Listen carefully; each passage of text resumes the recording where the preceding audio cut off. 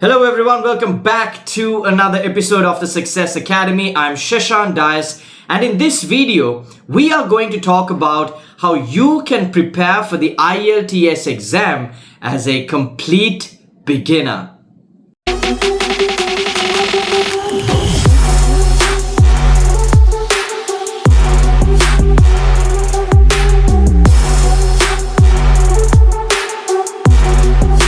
Alright guys, so in the previous video that we put out, we spoke to you about how if you can't speak English at all, what you can do to improve your English knowledge so that you can get to a standard so that you can face the IELTS exam, because the IELTS exam is no joke. All right. You need to know how to communicate in English, how to listen, how to read, how to write, how to speak, in order to get through the IELTS exam well. Now, in this video, we are going to focus more on the overall structure of the IELTS exam. I'm just going to give you a short rundown of what the IELTS exam consists of.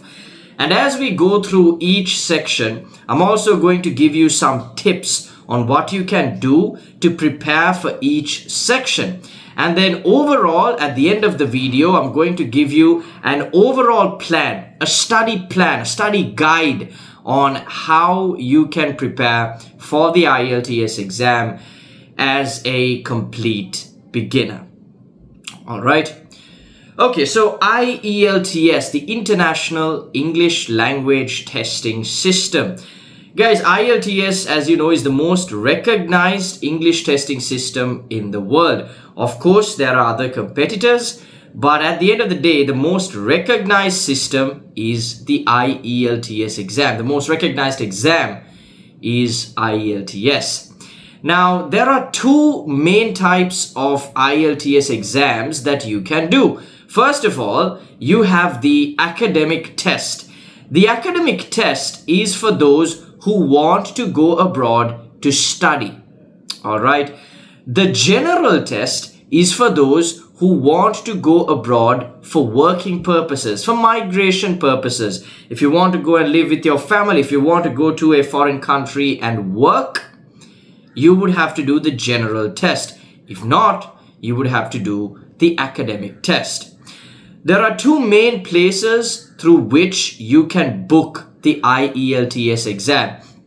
First of all, you have the British Council. All right. So if you are wondering, okay, how do I book the IELTS exam? Do I have to go somewhere? Do I have to contact somebody?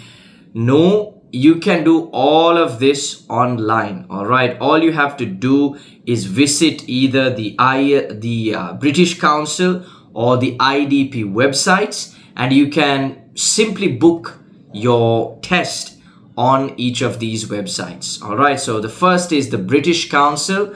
The second one is the IDP. All right. IDP. So each of these websites you could visit and you could book your exam on the website online itself. All right. There are two ways in which you can do the exam. So first of all, you have the computer-based test. All right. You have the computer-based test. Now, a question that I get from a lot of students is, should I do the computer-based test or should I take the second one, which is the written test? All right. The physical test. All right. So these are the two options that you have, the computer-based test or the written test, right? A lot of students ask me, okay, so which is easier? Which one should I do?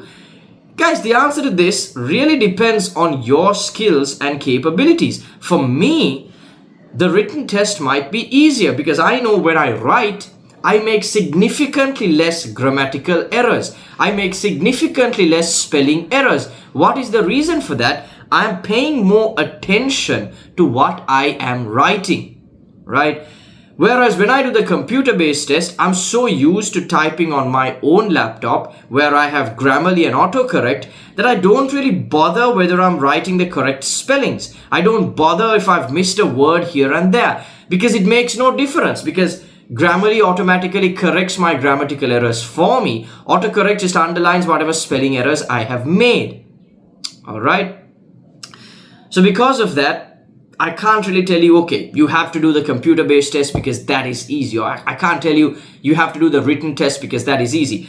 The honest truth is that if you are someone that is confident with typing fast, if you are someone that knows that even if you type fast, you're not sacrificing your grammar, you're not sacrificing your spellings in order to get to that goal of a high band score, then definitely go for the computer-based test. However, if you feel, okay, I might make too many mistakes if I go and try to do this on a computer, I might not know how to navigate a computer at that point because I'm not too familiar with how computers work, then the written test is the one for you. If you are doing the written test, make sure to always carry a pencil, because for reading, listening, and writing, all three of these tests, you would have to use a pencil. All right. In the speaking test, a pencil will be given to you, but either which way, you could also take your own. That doesn't matter. All right. But in any case, you have to take a pencil with you for the other three tests. All right. So next up, we are going to talk about the structure of the IELTS exam. So you have listening, you have reading, you have writing, and you have speaking. Now, listening, reading, and writing are going to be held on one day in one session. All right. So first you have the listening test. Immediately after that, you have the reading test. Immediately after that, you have the writing test. All right. The speaking exam is a separate exam in and of itself. So either it will be held on a different day completely, or it will be held during a separate session on the same day. That means, for example, if you have listening, reading, and writing in the morning, you might have speaking sometime in the afternoon or evening. All right. That is a worst case scenario. Most of the time, if you have the listening, reading, and writing exam on one day, then you're probably going to have the speaking test on a different day. All right. It depends on the availability. It depends on how you book the test. But in any case, these two are separate exams. All right. So you would have to go for two separate sessions in order to complete your exam. All right. Now, when you take the listening, reading, and writing tests, what is the total time duration? It's 2 hours and 30 minutes if you are doing the computer-based test. Okay. 2 hours and 30 minutes if you are doing the computer-based test. If you are doing the written test or the in-person test, it will take you 2 hours and 40 minutes. All right. We'll talk about what the time difference entails or why this time difference exists in just a bit. But just keep in mind, if you're doing the computer-based test, it's 2 hours and 30 minutes. If you are doing the in-person test, it's going to be 2 hours and 40 minutes. All right. First, you take the listening test. All right, now we're going to go into a short introduction about each of these different tests. And I'm also going to give you some tips on how you can practice for each of these tests. All right. First, you have the listening test. The listening test contains 40 questions and they will play a 30-minute recording. You have to listen to this 30-minute recording and write the answers to those 40 questions. All right. Roughly, you have less than a minute for each question. All right, because you have 30 minutes and then you have 40 questions. All right. Now, the important thing to note here that even out of these 30 minutes, the recording time, the actual recording that plays is about 25 minutes. Sometimes it's even less, about 24, 23 minutes. Because between each section, you always get breaks. What do I mean? Now, each section has 10 questions each. So in total, you have 4 sections, 10 questions each, which makes a total of 40 questions. All right. Let me explain that again. You have 4 sections in the listening test. So you have section 1, section 2, section 3, and section 4. Under each of these sections, you have 10 questions. So section 1 has questions 1 to 10. Sections 2 has questions 11 to 20. Section 3 has 21 to 30. And then finally, section 4 has 31 to 40. All right. When the recording is playing, what happens? They say, listen to the recording and answer questions 1 to 10. All right. Now, you will get a break as you're going from section to section. So let's say once section 1 is finished, they will say, okay, now you have a 1-minute break to, first of all, go through the answers you wrote for the first section, and then secondly, to prepare or read the answers for section 2. All right. So you have almost a minute in between to go through the answers for section 1 and also read through what you have to do in section 2.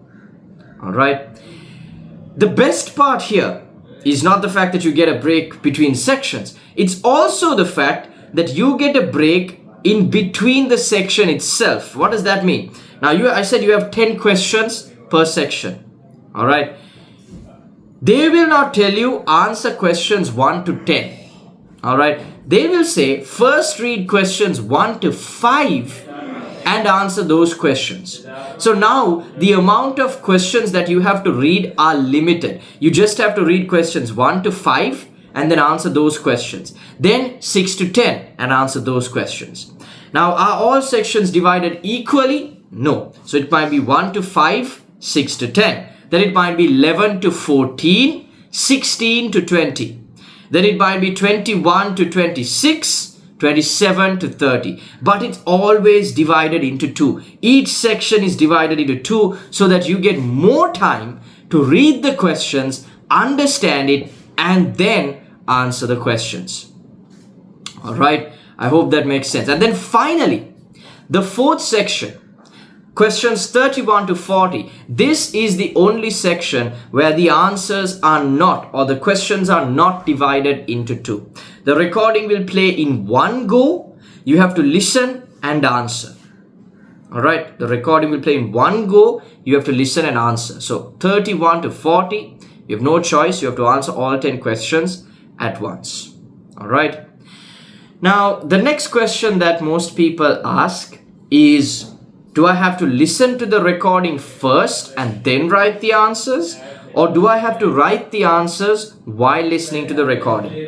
Guys, you have to write the answers while listening to the recording. All right. So now you're doing 3 things at the same time. You have to read, you have to listen, and you have to write at the same time. All right. So like I said, the computer-based test is 30 minutes. The recording is 30 minutes. But for the paper-based test, you have a total of 40 minutes. Why is that? There is no change to the recording time. The recording time is still 30 minutes. Okay. The only thing that changes is that when you are writing the answers, first you have to note it down on the question paper itself. You get a separate answer sheet to record your answers and hand over, right? Because of this, they give you an extra 10 minutes to transfer your answers from the question paper to the answer sheet. Therefore, with this additional 10 minutes, you have a total of 40 minutes if you are doing the paper-based test. So this is where that 10-minute time difference happens. If you're doing the computer-based test, it's only 30 minutes because you just put the answers on the screen. Whereas if you are doing the paper-based test, you have an additional 10 minutes to transfer your answers from the question paper to the answer sheet. All right. So if you are preparing for the IELTS listening test, there are a few things that you can do. All right. The best thing that you can do, or one of the best things that you can do, is start listening to podcasts and TED Talks. Podcasts and TED Talks. And there is no point in just listening to these things. Now, listening will obviously get you immersed in the English language. It will reiterate the words that you know. It will teach you some new vocabulary. It will get you immersed in the English language. But the only way to retain most of this information is to actually come back and summarize this information. So what do? While you're going for a walk, while you're driving your car, while you're doing different things, you can listen to these recordings because it takes no extra time to listen to something. You can put it on your Bluetooth speaker, you can have it on your headphones, You can just play it on the radio. I don't know. But either way, listen to some podcasts, listen to some TED Talks, and then when you come back home and you have some time, you try to summarize that information. All right. So what you listen to, you come back home and you summarize. How do you summarize? You either speak about it or you write about it. Writing is more effective because you have to write the correct words. You have to write in correct grammar. And also you have more time to think. So you can actually think about what you listen to and write it. Then you can practice speaking. So now you're killing 3 birds with 1 stone, right? You're practicing your listening skills. You're improving your comprehension by doing that because you have to understand what you have to write. Then you're improving your writing skills because you have to write this, you have to summarize this using good vocabulary, using good grammar, using good spellings. Your writing is going to improve. And if you actually practice speaking, if you summarize this information while speaking, you are improving your speaking skills as well. All right. So you're killing 3 birds in 1 stone. Once you have done this a couple of times and once you understand, okay, my comprehension is now good. I can listen to something, I can retain that information, and I can summarize it. You start practicing as many listening papers as possible. With the listening test, all you have to do is keep on practicing, because once you understand the information, once you are good at comprehension, the paper itself is not hard at all. All right, it's very easy. Why most people struggle is they have bad comprehension. And listening to something and summarizing it is the best way to improve your comprehension. All right.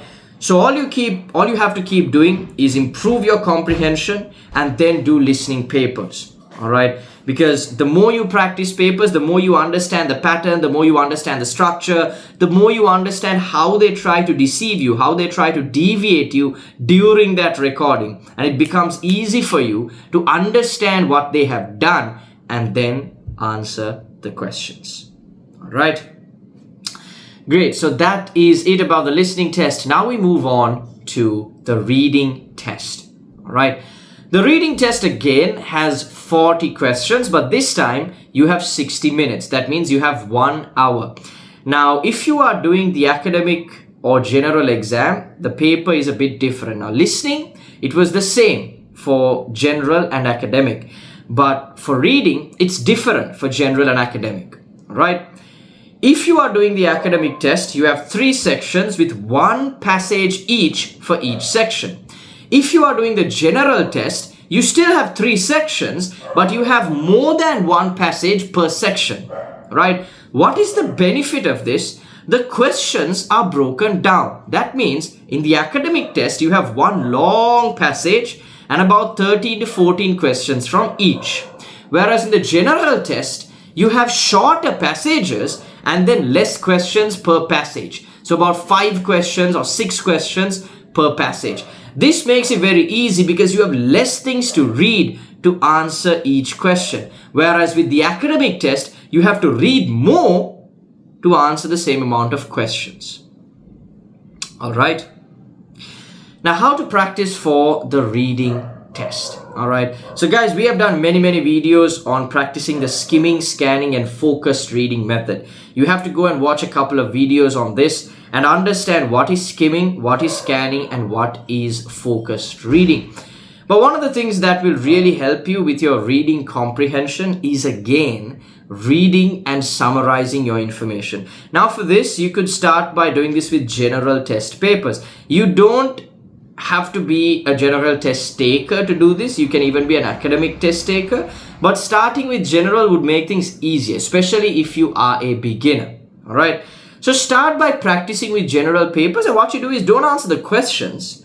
Read the passage and try to summarize that information. All right. Read it, summarize. Read it, summarize.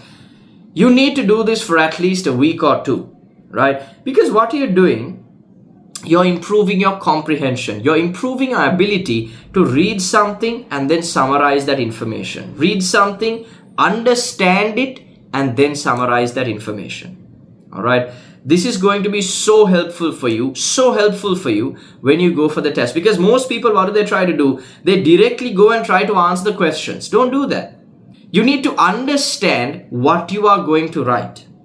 All right. You can't just suddenly go read something and then answer all the questions. That's impossible, right? You need to read something, understand it, and then later on, when you understand it completely, you can answer the questions. So for at least a week or two, just focus on improving your comprehension skills. Read something, summarize it. Read something, summarize it. You need to get to a point where you don't have to read word for word to understand what is being said. If you can just skim through, just read the key words, understand the key words, and understand the key concepts, and then summarize the information, that means you have done the right thing. Because at the exam, skimming is the skill that will help you get to a better mark. Because if you can just skim through a paragraph and understand it completely, that means you are good to go. That means you can go for a higher band score. All right. So that is it with the reading test. Next, we move on to the writing test. The writing test has two sections. If you are doing the academic test, you have to write a report and an essay. If you are doing the general test, you have to write a letter and an essay. All right. Now guys, regardless of whether you're doing general or academic, what you have to understand is part 1 is very easy. All right. Report writing and letter writing, these two sections are very easy. What you have to put most gravity towards, or what you have to put most attention towards, is essay writing. All right. Again, we have conducted so many webinars on how you can improve your essay writing structure and what is the correct structure to write an essay in. This is a mistake most people make. Most new students who haven't got the results they want, when they come to me and show me their essays, I immediately understand why the examiner gave them the mark that was lower than their expectation. All right. Most people come to me with 5.5 and say, sir, I want to improve up to a 6.5 or a 7. And I look at their essay and I immediately understand, hey, there is no way that you can get to a band 7 writing this kind of essay. Here is the structure. That is the first thing that we have to change. All right. So we have done so many videos, guys. I'll put some links in the description below. You can go and check those out to understand how to write an essay in the proper structure. Report writing and letter writing, yes, there is a structure for that too, but that is more or less picture description. All right. Report writing is more or less picture description. You just look at a bar, a chart, whatever, not a bar or a chart. What am I saying? You either look at a bar chart or a pie chart or a map or a process diagram, whatever it is. It's just a picture. All right. They have this fancy word called report writing. There's nothing too complex about it. All right. All you have to do is look at that picture, look at the diagram, look at the table, and then write what you see. With letter writing, again, it's simple. They have given you a context. They have given you some writing points. All you have to do is just elaborate on those points. Very simple. All right. But essay writing is totally different. Now, how do you prepare for the writing section?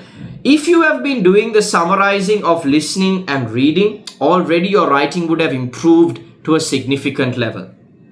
All right. So by this time, your writing should already be good.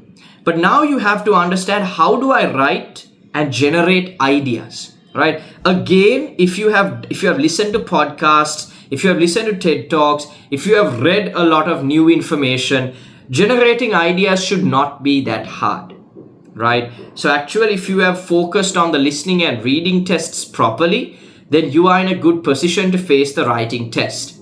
That being said, now you have to focus on writing essays in the proper structure along with report writing and letter writing. Which one you're doing, start focusing on writing it in the proper structure and focus on writing it within the given time frame.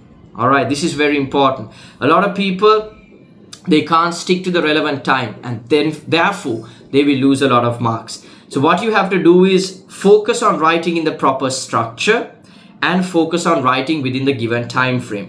There are no additional things you have to do to improve your essay writing other than learning the structure. Because if you have been properly focusing on listening and reading comprehension, you should have enough ideas and you should have enough vocabulary and you should have enough writing skills to face the writing test easily. So if I were to tell you in turn which ones are the most hardest exams of the IELTS exam, the hardest one would be reading. All right, the hardest one would be reading. The second would be writing, listening, and speaking. All right, I say reading is the hardest because that's what requires most attention. Writing is the second, well, simply because listening is just easier, right? Writing is also very easy. Like I said, if you understand the structures, writing becomes very easy. Listening, if you are good at understanding what is being said, it's a walk in the park. All right. Speaking is the easiest test of all. All right. Speaking, what do you have to do? You have 3 sections. You have part 1, which is they will ask you questions about yourself, about your hobbies, where you live, your opinion on certain things. Very simple. All right. All you have to do is answer questions about yourself. The second part of the speaking test is to give a short talk. This is where most people struggle. All right. And this is what you have to practice the most. Now, again, if you have been doing your listening comprehension properly and your reading comprehension properly, you would have no lack of ideas. Plus, you would have been focusing on your speaking for some time. All right. So what do you have to do? They will give you a topic. You have to speak on this topic for 2 minutes. All right. Finally, you have section 3, which is they will ask you questions from the same theme as part 2. For example, in part 2, if you had to speak about your favorite electronic item, in part 3, they will ask you questions about electronics. Not about the electronic item you spoke about, but about electronics in general. All right. These are the 3 sections that you have to focus on during the speaking test. All right. How do you practice for the speaking test? Quite simple. You start taking topics every single day. No questions asked. Every single day you take a new topic. You research a bit about it. So ideally, again, you can listen to podcasts. You can listen to TED Talks. You can browse the internet. You can browse Google. You can ask ChatGPT. Whatever it is, just browse the internet, get some ideas. Record yourself, switch on the camera, start recording, and then speak to the camera for 2 minutes. Why the camera? Because when you record yourself, you can understand the mistakes you're making. You can understand, hey, this is where I'm going wrong. This is where I need to change. All right, that is crucial. So practicing while recording yourself is crucial. All right.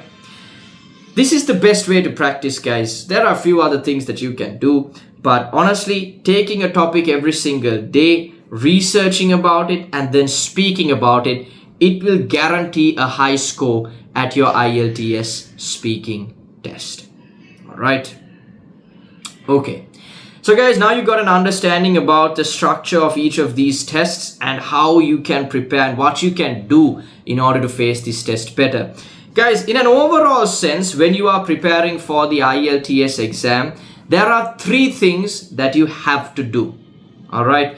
One is that you have to start practicing at least 2 months out. That's number 1. Don't book the test. Even if you are good at IELTS, don't just book it in a week and go and do it. Because unless you are exceptionally good at English, all right, if you are a native level speaker, if you can speak English, if English is your first language, essentially, then maybe 2 weeks might be enough. A week, 2 weeks. I've had friends do it in about a week. All right. But if you are a beginner, don't do it in 2 weeks. Take about 2 months. That's step number 1. Step number 2 is think about how you are going to structure your practices. My suggestion is this. Speaking, you have to practice every single day. Non-negotiable. All right. Speaking, you have to practice every single day. It's very easy because again, you don't need a lot of time to do it. All you have to do is take a topic, research, practice. Take a topic, research, practice. Very simple. Then you start pairing up each one of the other tests with the speaking test. So on one day you do speaking and listening. Second day you do speaking and reading. Third day you do speaking and writing.